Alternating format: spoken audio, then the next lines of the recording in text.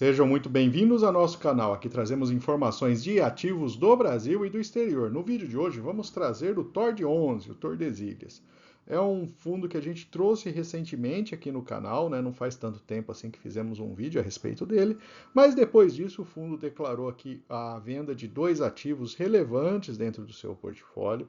Vamos analisar aí esse processo de venda, ver o valor investido do fundo em cima desses ativos, ver como é que ficou a venda, a situação na qual se encontravam esses ativos pouco antes da venda e vamos entender o impacto disso no contexto geral do fundo. E vamos analisar também uma visão geral ali dos outros ativos que ficam dentro do portfólio e tentar entender um pouco melhor ali esses resultados ali que o fundo tem tido recentemente. Se o vídeo ajudar em seus estudos, fique à vontade para curtir, compartilhar e se inscrever em nosso canal.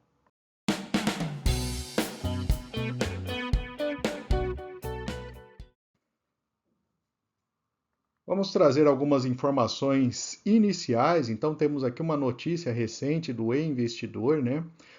Dizendo que um fundo imobiliário vendeu imóveis a preço de banana e pedindo explicações ali para a administradora do fundo. Então, trazendo já aqui, o fundo é o TORD11, né? Esse fundo do vídeo. Eles, no relatório de 2 de setembro, né, o fundo informou a alienação do Resort do Lago por 4,6 milhões e do Cavama Residence por 5,4 milhões. Então, essa era a informação, são ativos ali que custaram ao fundo 79,2 e 38,4 milhões de reais. Então, essa foi a notícia, né, foram os dados apresentados.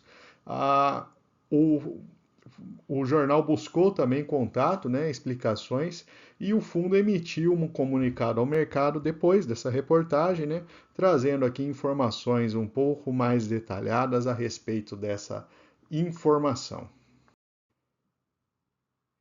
Então vamos agora destrinchar os dados do fundo, né? A gente tem aqui um relatório que foi divulgado em julho de 24, onde a gente tinha aqui os dois ativos, né? O Cavana Residence e o Resort do Lago, né? Fazendo parte aqui do portfólio. Eles respondiam 13% e o outro quase 17%. Então estamos falando aqui de ativos que representavam praticamente 30% do patrimônio do fundo. Agora a gente tem o relatório divulgado em setembro, em que temos aqui o portfólio a receber, né, o Cavana Residence e o Resort do Lago, com valores aqui a receber de 6,3 e 5,7 milhões de reais. Então, essa foi a informação, né, a base aí dessa informação, em que a gente teve aí a alienação desses dois ativos por parte do fundo. E aqui temos o comentário feito pela administração do próprio fundo a respeito dessa operação, né? Aí a totalidade dos ativos, né, foram vendidas por 4,6 e 5,4 respectivamente, com recebimento de 10% do valor à vista e o restante em 24 parcelas mensais. E aí os valores estão sujeitos a reajustes, né? Lógico, aí acompanhando aí indicadores econômicos. Aqui temos também outra informação, né, que foi divulgada para o fundo, né, pelo fundo, a respeito da reavaliação de valores do seu portfólio, né? Então temos aqui uma informação bastante relevante, que essa reavaliação de valores resultou aí em valor 77% inferior ao valor contábil, né? E isso representou uma variação negativa de 48% no valor do patrimônio líquido do fundo. Então, explicando um pouco mais, ele tem ali todo ano, ele faz a sua reavaliação de valores, ele estava ali em dezembro de 23, e esses valores foram atualizados, no qual os ativos, né, foram jogados um valor significativo aí para baixo. Então, vamos trazer aqui os dados. Em julho de 24, no informe mensal do fundo. Isso daqui não é nem do relatório, é um informe mensal que ele tem a obrigação de informar, né, todo o mês, né, dentre os documentos obrigatórios. Ele tinha em ativos quase 50 milhões, 150 milhões em fundos imobiliários, quase 90 em CRIs e ações de sociedades, né, onde se encontram esse Cavana Residence Resort do Lago, de 205,79 milhões. Já no informe competência de agosto, né, que já é com essa movimentação, a gente tem 90 milhões, os fundos imobiliários, né, os CRIs 90 milhões, então uma diferença pequena, e as ações caíram de 205 para 46 milhões. Então essa variação ali representou essa queda de 159 milhões de reais no patrimônio líquido do fundo. Então, um ponto interessante, né? Um fundo de papel, você faz uma relação preço-valor patrimonial, né? Ele é um indicador forte para um fundo de papel, né? Se você tem ele descontado, você está comprando aqueles instrumentos financeiros a um preço mais baixo, né? Pega, por exemplo, ali o HFOF, né? Um fundo de fundos, né? Você tem ele a um preço que representa 90% da soma dos seus ativos. Você está comprando com desconto de 10%. Né? E aí, se a gente considerasse, né, que você foi lá e tivesse comprado esse fundo a uma relação preço-valor patrimonial de 0,52, no momento seguinte, no mês seguinte que ele faz essa atualização de valor, seria como se você tivesse comprado numa relação de 1, ou seja, né, você tinha um fundo que estava exageradamente descontado, né, pagando aí quase metade do preço, mas agora você estaria pagando o preço justo, de acordo com essa nova avaliação. Então, esse acho que é um ponto de aprendizado, né, de alerta para todo mundo, que eventualmente essas reavaliações de patrimônio líquido tem que tomar muito cuidado, que elas podem afetar aí indicadores que a gente está se guiando para fazer as escolhas dos investimentos, né? Só uma observação, né? De fato, essa relação PVP do TOR de 11, ela vem bem mais baixo do que esse 0,5 há algum tempo já, né? Vamos trazer agora algumas informações adicionais que o fundo divulgou a respeito desses dois ativos que foram vendidos, né? Então, temos aí o Resort do Lago. A gente tem aqui essa informação. A gente tem o último mês aqui, abril de 23, né? Então, é uma informação mesmo dos relatórios mais recentes, é uma informação desatualizada. Vendas da fase 2, né? Ela vinha caindo, então você tinha mais distratos do que novas vendas no ativo, né? Aqui, a execução da obra, né? Ele tinha feito 52% do que ele teria se comprometido a fazer, né? Então, é um ativo que tinha uma dívida bruta de 56 milhões e em contas a receber na casa de 54 milhões. Inadimplência, 59,2%. Então, esse é o cenário do Resort do Lago. E aqui estão as informações divulgadas nesse último fato ao mercado que o fundo divulgou. Então, na fase 1 e 2 desse projeto, ele chegou a vender 70% das cotas, né, da sua participação. Já em junho de 23, um pouco depois aqui desse abril, né, ele tinha 60%. E as contas a receber na época em 52,8 milhões. E durante esse período, né, do máximo até esses 60%, foram 65 vendas líquidas negativas, ou seja, que a venda líquida ele está somando as vendas novas que ele faz e ele desconta as vendas que foram canceladas, distratos, inadimplência. Então, ele ficou no negativo ao longo de todo esse período. E o saldo a ser investido nas obras para a fase 1 e 2 desse projeto eram de 8,7 milhões de reais. O projeto ainda contava com a fase 3 e 4, que demandaria um investimento adicional de 94 milhões de reais. Então, esse era o cenário em termos do andamento do projeto e o que precisaria para terminar esse projeto. O fundo ainda informou, né, que ele tinha 16 milhões em processos trabalhistas, basicamente a maior parte disso se deve ao pessoal que participou da venda, né, os vendedores ali, né, que estavam oferecendo as cotas para investimento para o pessoal.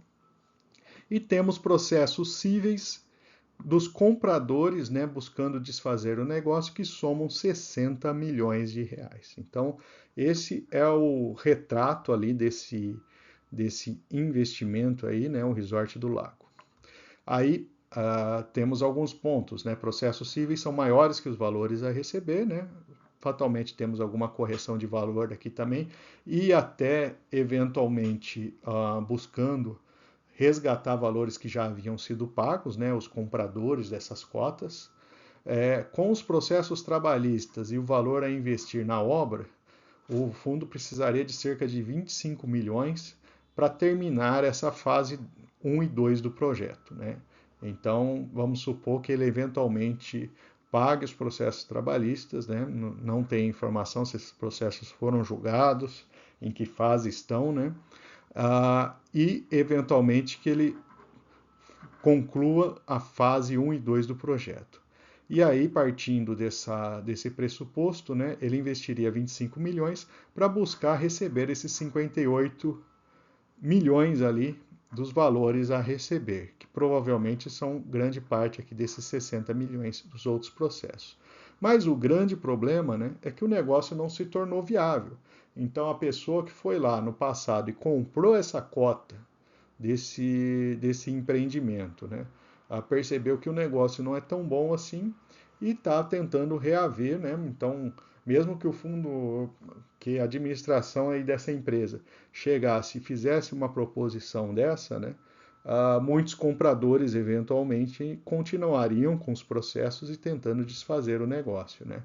E aqui tem um comentário relevante que o fundo fez a respeito desse ativo, né? Que no decorrer de 22 e 23, né? A carteira foi impactada pela saturação de projetos concorrentes na Praça de Caldas Novas e a paralisação das obras devido à escassez de recursos projetados pelo fluxo de recebíveis das novas vendas.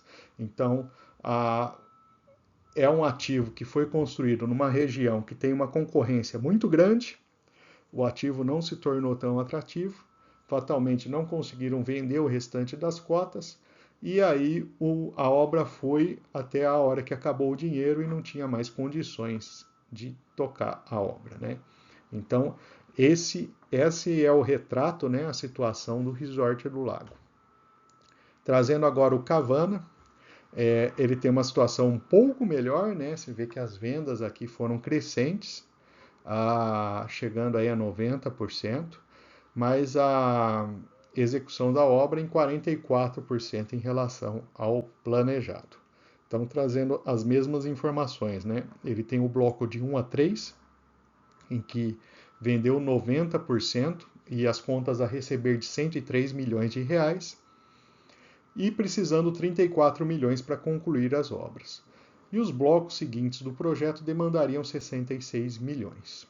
Ele, pelo que o fundo comenta, esse seria um ativo um pouco mais atrativo ali na Praça de Caldas Novas, né? Por isso ele teve essa venda melhor. Compensação, 29 milhões em processos trabalhistas, mesma situação anterior, né, dos vendedores de cota, e processos cíveis de 121, quase 122 milhões de reais. E os comentários também, né, são semelhantes. Os processos trabalhistas e valor a investir na obra, a empresa precisaria de 63 milhões para terminar ao menos a fase 1 a 3 do projeto. E se terminasse essa fase, receberia aí 103 milhões. Mas a mesma questão, né, seriam os compradores em distrato e se eventualmente esse projeto teria investimentos adicionais futuros. Então, esses são os principais pontos aqui dentro da resposta que o fundo emitiu ao mercado, né, relatando o problema a respeito desses dois ativos. Então vamos trazer o resumo da situação como um todo, né? O fundo fez um investimento de 79 milhões em um ativo e 38 no outro. Antes dessa venda, ele tinha lá recebíveis de 58, 100 milhões para investir em obra e passivos de 76 milhões no Resort do Lago, e recebíveis de 103 milhões, 100 milhões para investir na obra e passivos de 151 milhões no Cavana Residence.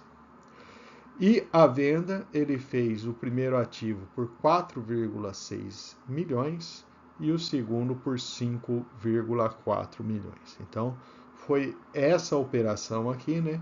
Essa diferença toda e, no fim, o valor que o fundo irá receber dentro desses investimentos são esses valores aqui, que somam aproximadamente 10 milhões de reais. É um valor bastante baixo, perto do que foi investido, mas é um valor ali que o fundo também vai, entre aspas, se livrar desses ativos ali que foram investimentos que trouxeram resultados ruins para o fundo de maneira geral, né? Não foram bons investimentos.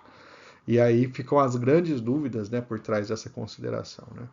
Se, o, se a empresa propor terminar as obras, quantos por cento dos compradores desistem do processo judicial e mantêm a compra de participação no ativo, né? É um dado que a gente não tem.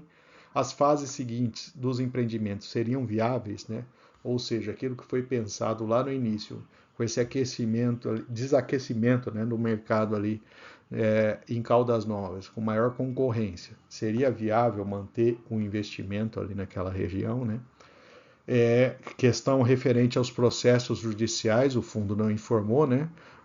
Quanto tempo para esses processos judiciais se resolverem, né? E de fato ali a gente ter uma visão clara de quanto que vai ser devido dentro desses processos. E aí uma dúvida também que a gente fica, se é de repente melhor perder agora o que foi investido ou ficar segurando esse ativo ali com todos esses passivos, com dinheiro sendo demandado, né? E tentar recuperar um ativo num mercado que vai ser fatalmente incerto. Então são as grandes dúvidas que o investidor deveria ter a respeito ali desse negócio em relação ao fundo. Vamos agora trazer os resultados gerais do fundo, então, né? Aqui temos a evolução mês a mês do resultado, né? Temos aqui reserva de lucro contábil, né? No negativo, mas caindo esse valor ao longo do tempo, né? E aí o resultado contábil no positivo desde março de 24, né? Na questão de caixa, né? O resultado caixa, ele teve alguns meses positivos, mas ficou negativo ali durante os 2 últimos meses, principalmente aí que tivemos o resultado, né? Então, esse é o cenário do fundo. E aqui aquela conta de valores de reserva de liquidez, o fundo que estava num patamar bastante baixo, ali principalmente 22, 23, ele começou a aumentar, aumentou significativamente e depois ele reduziu um pouco ali em relação ao valor, mas ainda a gente percebe que historicamente é um patamar de reserva de liquidez mais alto do que ele já vinha praticando. Vamos falar então, né, uma visão geral do portfólio do fundo, né, dentro da parcela de CRIs, né, a Van Holding e a GPK juntos somam aí quase 30% do patrimônio líquido do fundo nesse momento, depois da venda ali do ajuste de preço dos ativos de maneira geral. A Van Holding, né, é na área de lazer e turismo, né, IPCA mais 13%. Um dado importante você saber, né, é que essa dívida, né, ela tem uma carência dos juros até janeiro de 2025. Então, até janeiro de 25, o fundo não vai receber os juros ali dessa operação, né? E a GPK, também Lazer e Turismo, IPCA mais 11,5, que tem uma carência até julho de 2025. Então, esses dois ativos estão ainda no período de carência, depois da reestruturação dessa dívida, já por motivos ali dos devedores não estarem pagando os compromissos, né? Foi feita essa reestruturação trazendo aí esse período de carência. Dentro dos fundos imobiliários, né, outros fundos, né, tem o lote M2, que representa 24%, e o XBXO 11, né, circuito de compras, 8,3%. Então, trazendo o lote M2, o fundo possui investimento direto em 3 ativos, um fundo de liquidez, o IC Loteamentos e Recebíveis, que representa 23%, e o Land Lot Limitada, 66%. E essa última, né, tem investimento em 3 loteamentos, Angatu, Lakeside e Port Province. E um valor a receber de 34 milhões da Concretiza referente ao desinvestimento que foi feito, né? Então, trazendo também que tinha uma posição em Semara, né, e recebeu um montante aí de desinvestimento. Nessa operação, a exposição máxima foi de 20,5%, né, e o valor de saída 25,5 milhões. 20,5 milhões, né, e 25,5 milhões, né. E em janeiro de 24, esse fundo distribuiu 465 mil de dividendos, sendo 400 mil para o TORD 11. Né? Então, é uma operação que não está pagando frequentemente, mas ainda deu algum resultado positivo. E aqui o circuito de compras, né, que tem também uma situação complicada, inclusive afeta outros fundos imobiliários, né? E aí houve uma troca de diretoria, né? E aí o fundo tem uma expectativa positiva em relação ao empreendimento, né? Mas ainda assim a gente observa ali que tem alguns patamares de vacância mais elevados em algumas partes do empreendimento, né? Então seguimos aguardando ali, acompanhando, vendo a evolução aí desse ativo, né? Em equities, então tem o Macaira Beach, né, depois da venda dos outros 2 ativos, na Bahia, e o Ondas Praia Resort em Porto Seguro, na Bahia. Então, são 2 ativos agora que fazem aí 9% do patrimônio. Então, aqui tem uma visão desse Macaira Beach, na Bahia, próximo a Ilhéus, né, salvo engano, e o Praias Resort em Porto Seguro. Então, são os 2 ativos que ficam na carteira do fundo aí. Aqui temos a evolução do fundo, né, ao longo aí do tempo, uma queda significativa de valor de cota, né, e também de liquidez. Né? A gente observa aí que o fundo já negociou a quase 2,5 milhões de reais diários, né, e está negociando aí na casa de 70 mil. Então, é uma queda bastante relevante, né? Lógico que tem a queda do preço da cota em si envolvido nisso, mas também tem uma diminuição na quantidade de cotas negociadas por dia. Trazendo então os gráficos, né? A gente tem aqui a evolução do preço, a gente já tinha visto, né? Dividend yield 0, né? Ele não pagou nos últimos 12 meses nenhum dividendo, e a cota sendo negociada pouco abaixo de R$1. A cota patrimonial em 6,68, então relação PVP de 0,15 nesse momento, né, já com esse desconto. E a liquidez de R$62 mil, uma liquidez bastante baixa. E aqui foi a evolução dos pagamentos de dividendos do Tordesilhas, então 2021-22 até que estava pagando num patamar razoável, e aí a partir de 2023 os problemas ficaram evidentes. Bom, e por fim, os pontos positivos e negativos do Tordesilhas 11, né? Trazendo o lado positivo, né? Tem pouca coisa positiva, né? Mas de fato, se os devedores começarem a pagar depois do período de carência, né? Pode haver algum alívio aí, pelo menos para fluxo de caixa do fundo, né?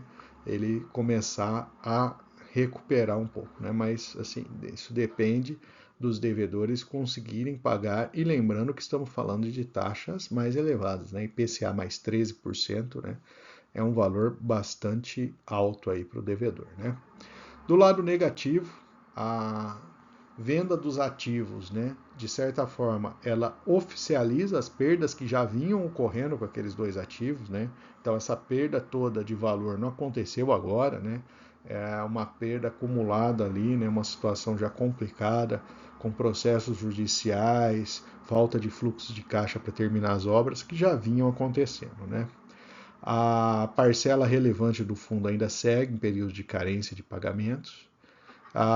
Fica um alerta, né, um cuidado ao se guiar por indicadores, né, a gente está olhando o passado, vendo os indicadores, né, essas situações de reavaliação de patrimônio, né, podem aí fazer com que os indicadores fiquem aí distorcidos, se a diferença for muito grande, né? O normal não é acontecer isso, né? Você ter uma reavaliação ali e o valor já ser relativamente próximo ao valor que já estava computado no patrimônio.